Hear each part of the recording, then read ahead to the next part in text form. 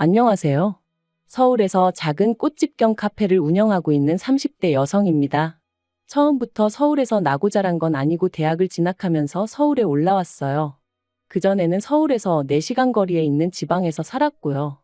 여담이지만 농사 짓는 지역이긴 했어도 학생 수도 제법 있고 걔들 중에선 공부도 곧잘 했는데 서울 오니까 날고기는 친구들이 왜 그렇게 많던지 정말 깜짝 놀랐다니까요. 마른 제주로 사람은 서울로라는 말이 괜히 있는 게 아니었던 거죠. 아무튼 그렇게 서울에 올라와서 대학 졸업하고 처음엔 저도 남들처럼 그럴듯한 회사에 들어갔어요.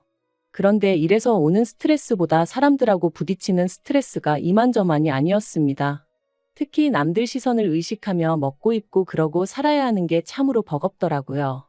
그래서 결국 회사를 관두고 무엇을 할까 고민하다가 꽃집을 열었어요. 어려서부터 농사일로 바쁜 부모님을 대신해 할머니랑 보내는 시간이 많았는데 저희 할머니가 꽃을 참 좋아하셨거든요. 그래서 저희 집 화병은 늘 화사한 꽃들로 가득했고 집 앞 마당에도 봄에는 라일락 나무가 만개하곤 했었죠. 그리고 그때 기억이 떠오르면서 꽃집을 해야겠다 결심을 내렸고 동시에 제가 커피를 좋아해서 내친김에 바리스타 자격증까지 따뒀었거든요. 그래서 꽃집 겸 카페를 오픈하게 되었네요. 그리고 그렇게 제 일을 시작하고 얼마 지나지 않았을 무렵 지금은 이혼했지만 편의상 남편이라 부를게요. 남편을 알게 되었습니다. 남편은 제 카페에 오는 단골 손님이었는데 한동안은 눈인사만 하다가 가벼운 대화를 주고받기까지 무려 1년이 걸렸죠. 사실 카페 위치가 회사들이 밀집한 곳이다 보니 연락처를 물어보는 식으로 관심을 표현하는 남자들이 종종 있었거든요. 그런데 남편은 그런 남자들에 비하면 무척이나 신중하고 진지한 느낌이었어요. 그래서 1년 만에 처음으로 카페가 아닌 다른 곳에서 점심 식사를 하자며 남편이 데이트 신청을 해왔을 땐 좀 놀랍고 신기하기까지 하더라니까요. 그리고 이후로 저희는 3년을 만났고 부부의 연을 맺었습니다. 3년의 연애는 사실 특별히 좋을 것도 나쁠 것도 없었어요. 서로를 힘들게 하는 순간도 있었고 동시에 서로를 웃게 하는 일도 있었고 다른 연인들의 연애와 그다지 다를 바 없었다고 할까요? 하지만 솔직히 말해서 목숨보다 더 사랑한다 그런 연애는 아니었던 것 같아요. 그저 지내다 보니까 정이 들었고 나이가 들었고 그러니 결혼 이야기가 나왔을 때 굳이 헤어져야 하는 이유를 찾지 못했던 거죠. 이제 와서 말이지만 정말 어리석었어요. 결혼 자체를 너무 우습게 봤다고 지금도 정말 반성하고 있습니다. 지금 만약 제 주변에서 누군가 이런 마음으로 결혼하겠다고 하면 절대로 하지 말라고 도시락 싸들고 쫓아다니며 말리고 싶을 정도로 말이죠. 결혼할 때 친정과 시댁에서 1억씩 보태주셨고 거기에 저랑 남편이 모아둔 돈을 더해 서울에 아파트 하나를 샀어요. 그런데 그 1억 받고 거진 1년 가까이를 신우한테 얼마나 시달렸는지 몰라요. 왜냐하면 남편에게는 위로 2살 많은 신우가 있었는데 이 신우가 시집을 가던 당시에는 시부모님이 말 그대로 땡전 한 푼 안 해주셨답니다. 시부모님 말씀으로는 이른 나이에 마음에도 안 드는 사윗감을 데려와서 괘씸해서 안 해주셨다고 하셨고요. 하지만 신우는 그래도 자식이라곤 둘밖에 없는데 이렇게 차별하는 법이 어딨냐며 말 그대로 집안을 쑥대밭으로 만든 것은 물론이고 결혼식을 올린 후에는 괜히 저한테까지 심술을 부리기 일쑤였습니다. 제가 운영하는 카페에 친구들을 데려와서는 잔뜩 시켜먹고는 잘 먹었어 하고 도망을 간다거나 미안해서 밥을 사주고 싶다며 사람을 불러내놓고는 자리에 안 나타난다거나 하나같이 어찌나 유치하던지 어디 사람 짜증나게 하는 법을 배우러 다니나 싶을 정도였다니까요. 하지만 이런 신우의 심술보다 저를 더 짜증나게 한 건 그럴 때마다 남편이 보인 반응이었습니다. 남편은 자기 누나 그러니까 신우가 얼마나 속이 상하면 저러겠냐 하면서 매번 제가 이해하길 바랬어요. 게다가 조금이라도 중요한 결정을 내려야 할 때면 꼭 신우를 만나서 조언을 구하더라고요. 제가 전업주부를 결코 무시하는 건 아니지만 신우는 대학을 졸업한 직후 결혼해서 이후로는 쭉 시조카만 키우며 전업주부로 살았거든요. 그러니 제가 보기엔 부동산이라던가 업무적인 면에서 남편이 조언을 구하기에 신우는 적합한 상대로는 보이지 않았는데요. 심지어 결혼 전 저희 둘이 탈 차를 고를 때도 그랬습니다. 참고로 제 친척 중에는 외제차 딜러로 20년을 근무한 분도 계셨거든요. 그런데 장롱 면허인 신우하고 상의를 하는 꼴이라니 어이가 없었죠. 하지만 그때만 하더라도 그저 남편이 누나하고 사이가 좋아서 그런가 싶었지, 신우 말 한마디에 좌지우지 될 정도로 누나라면 꼼짝 못하는 인간인 줄은 눈치채지 못했었어요. 그러나 먼저 언급한 이유들 때문에 제가 남편과 이혼까지 결심하게 된 건 결코 아닙니다. 마지막에 신우가 도를 지나쳐도 심하게 지나쳤거든요. 결혼한 지 2년 차가 되던 해였습니다. 제가 그토록 사랑했던 할머니가 결국 세상을 떠나셨어요. 그리고 저는 할머니로부터 정말 생각지도 못한 선물을 받았는데 그건 바로 할머니의 시골집이었습니다. 부모님께선 팔든 어쩌든 제가 하고 싶은 대로 하라셨지만 저는 할머니와의 소중한 추억이 깃든 공간인 만큼 웬만하면 원형 그대로 최대한 오래 간직하기로 마음을 먹었죠. 할머니의 장례가 마무리되고 친정부모님은 집이라는 게 사람 손을 타지 않으면 금방 낡아버린다며 저더러 한두 달에 한 번씩은 내려와 쉬기도 하고 집도 정리하고 그러라셨어요. 당신들도 종종 들리겠다 하시면서요. 그래서 알겠다 했습니다. 다만 거리가 거리다 보니 어쩔 수 없이 집을 비워야 하는 일이 생길 것 같아 남편에게도 이야기하니 자긴 상관없다고 하더라고요. 같이 가도 좋고 저 혼자 다녀와도 괜찮다면서요. 그리고 솔직히 이때까지도 할머니의 집에 관해서는 이렇게 이야기가 끝났다고 생각했습니다. 그런데 얼마 후 어머님 생신으로 온 가족이 모였을 때였어요. 분위기가 그럭저럭 무르익었을 무렵 술에 취한 남편이 우리는 별장도 있어 그러는 거예요. 그래서 제가 그게 갑자기 무슨 소리냐니까 왜 당신 할머니 집 그 집이 우리 별장이나 마찬가지지 하면서 다 놀러와 이러는데 어이가 없어서 거기가 무슨 별장이냐고 신경질이 나서 확 쏘아 붙여버렸죠.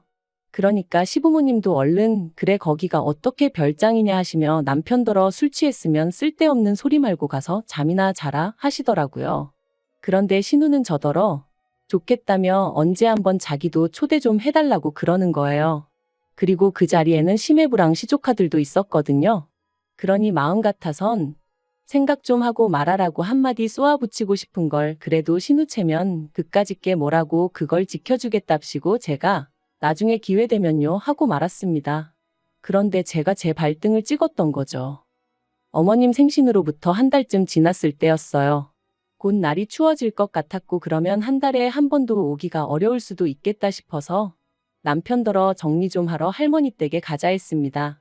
그런데 남편이 그때 신혼에 한번 초대하기로 하지 않았냐면서 이번에 같이 내려가면 어떻겠냐는 거예요. 날 더 추워지기 전에 가서 할머니 댁 마당에서 고기도 구워 먹고 그러면 좋겠다면서 말이죠.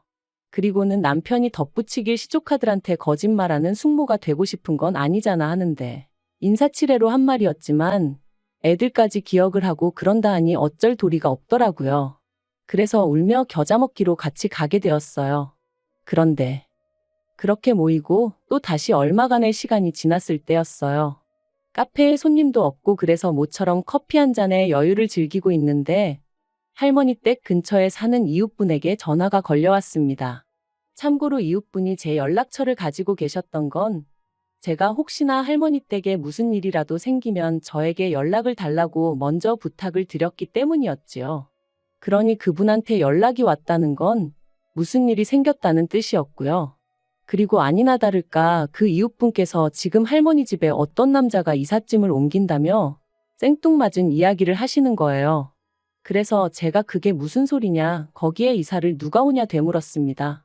그러니까 그렇지 않아도 당신도 궁금해서 누구냐고 물었더니 그 남자가 무슨 상관이냐면서 짜증을 내더라나요. 황당해서 친정부모님께 바로 전화를 드렸더니 역시나 친정부모님도 금시초문이라며 거기에 누가 이사를 오냐 말도 안 된다. 저와 같은 반응을 보이셨지요. 결국 친정부모님과 함께 할머니 댁으로 내려갔습니다. 평일이라 차가 덜 막히긴 했지만 그래도 4시간이 짧은 시간도 아니고 마음이 초조하니 거리는 평소보다 더 멀게만 느껴졌어요. 그리고 할머니 댁에 도착했을 땐 이미 깜깜해질 대로 깜깜해져 있었죠. 집안에서 인기척이 느껴져 현관문을 두드렸지만 아무도 나오지 않았습니다. 그리고 더 어이가 없었던 건 현관 비밀번호를 바꾼 정도가 아니라 도어락 자체를 아예 다른 걸로 바꾸어 놨더라니까요. 도무지 황당하고 납득이 안 되는 상황에 10여 분을 문 앞에서 실랑이를 하다가 더는 안 되겠다 싶어서 경찰을 부르겠다 했어요. 그랬더니 그제서야 집안에 있던 남자가 나오더군요. 남자의 뻔뻔한 태도가 기가 막혔지만 그래도 할 말은 해야 했으니 당신이 누군데 이 집에서 나오냐 했습니다. 그러니까 남자도 어이없단 표정을 지으며 여기가 자기 집이라는 거예요. 제가 그게 말이 되냐? 이 집 주인은 나다. 내 명의로 된 집이다 하는데도 막무가내로 말이에요. 그리고는 남자가 저더러 증거 있으면 내놓으라는데 환장하겠더라니까요. 그런데 그때 저에게 전화 주셨던 그 이웃분이 오셔서는 원래 여기 살던 할머니 가족들이라고 도대체 그쪽은 누구냐며 저희보다 더 화를 내주시더라고요. 오히려 그 남자더러 그쪽이야말로 증거 있냐? 증거 내놔라 계약서 있을 거 아니냐 해가면서 말이죠. 그러니까 그제서야 남자가 좀 주춤하더니 어디로 전화를 걸어서는 뭐라고 막 짜증을 내대요. 그래서 제가 핸드폰 달라고 누군진 몰라도 내가 직접 통화를 해보겠다 했는데 주지도 않고 결국 또다시 실랑이를 하는데 순간 뭐를 잘못 누른 건지 아무튼 핸드폰 너머로 익숙한 목소리가 들려왔어요. 무조건 모른다고 하라고 들어누워서 버티라나 어쩌라나. 그리고 이내 저는 그 목소리의 주인공을 알아차렸습니다. 바로 저희 신우였어요. 그래서 제가 형님이냐니까 신우가 가타부타 대답도 안 하고 냉큼 전화를 끊어버리대요. 어이없는 상황에 황당해서 이번엔 제 핸드폰으로 신우에게 전화를 걸었어요. 그런데 신우가 전화는 안 받고 계속 끊어버리길래 문자를 보냈습니다. 무슨 상황인지는 모르겠지만 자꾸 이런 식으로 나오면 심해부에게 전화하겠다고요. 그랬더니 바로 전화가 와서는 자기가 사정이 있어서 그렇다며 오늘은 일단 그냥 넘어가주면 안 되겠냐대요. 그냥 넘어가긴 뭘 넘어가냐고 당장 설명하라 했습니다. 아니면 진짜 경찰 부르겠다면서요. 그러자 신우가 바로 전화를 해와서는 사람 하나 살리는 셈 치고 일단 내일 만나서 자기 얘기부터 들어주면 안 되겠냐더라고요. 그리고 친정부모님도 일단은 집안에 남자가 신우랑 아는 사람인 것 같으니 큰일이야 있겠냐면서 당신들도 너무 피곤하다고 일단은 올라가자 하셨죠. 그래서 결국 집으로 올라왔는데 시간을 보니 어느덧 새벽 1시가 다 되어 있었네요. 그리고 새벽 내 뒤척이다 거의 뜬 눈으로 밤을 새운 제가 신우에게 전화를 걸었습니다. 그래도 제 딴에는 나름대로 배려해준답시고 심해부시 조카 전부 다 집에서 나갔을 법한 때 전화를 했죠. 그런데 지난밤 애걸복걸하던 신우의 목소리는 온데간데없고 매섭게 날이 선 목소리로 제 전화를 받더니 아무리 그래도 그렇지 그 밤중에 여러 사람 피곤하고 곤란하게 그랬어야 하냐며 저한테 짜증을 내는 게 아니겠어요? 그래서 저도 지금 이 상황이 누구 때문에 벌어진 일인데 저한테 그러는 거냐고 따져 물었어요. 그리고는 내 할머니 집에 있는 그 남자 도대체 누구냐 물었습니다. 그러니까 신우가 그런 것까진 제가 알 거 없고 당분간 거기 세주는 셈치고 그 남자가 살게 내버려두라는 거예요.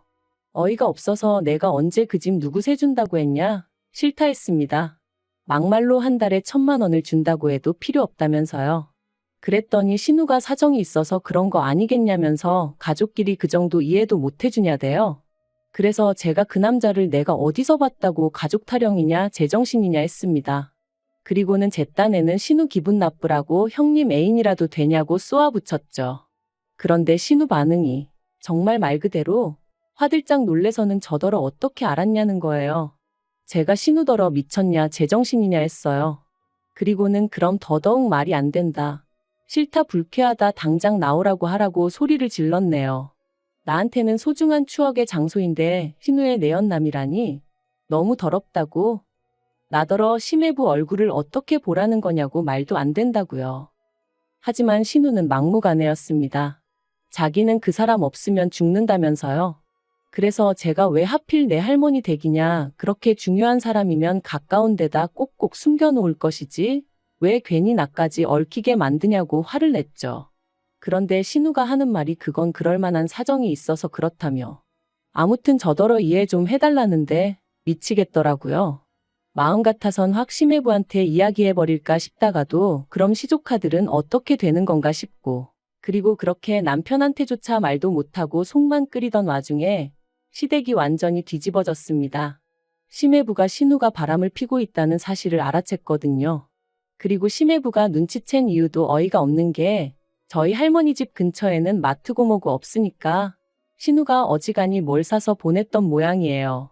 문제는 그렇게 사나르는 동안 심해부 카드 쓰고 인터넷 쇼핑몰 아이디도 심해부 거로 하고 멍청한 데는 답도 없다더니 정말 그 말이 딱이더라니까요.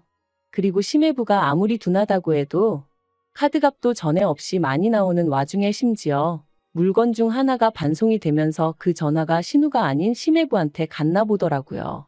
그러니 이건 뭐 이혼당하고 싶어 환장이라도 한 건가?